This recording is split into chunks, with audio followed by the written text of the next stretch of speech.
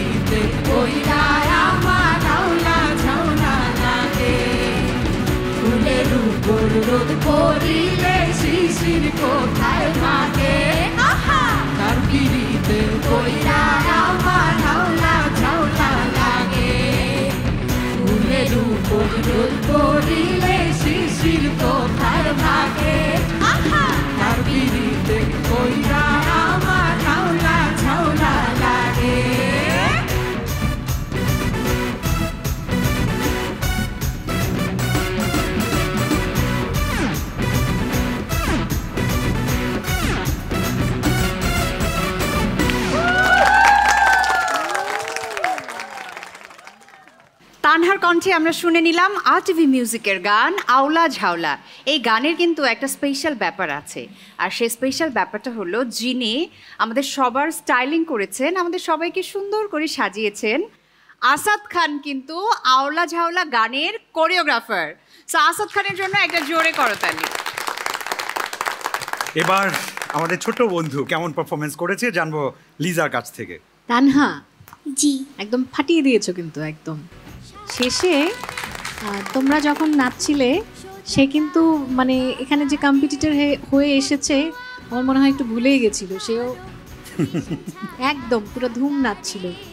আসলে পারফরমেন্স আর গানের সাথে এটা একটা বড় একটা ব্যাপার।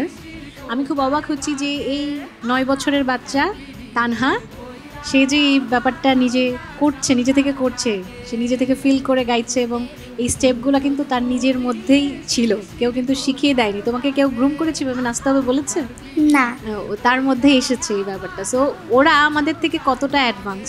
তোমার জন্য অনেক অনেক দোয়া রইলো, আরো অনেক ভালো করো। শুভেচ্ছা। ধন্যবাদ।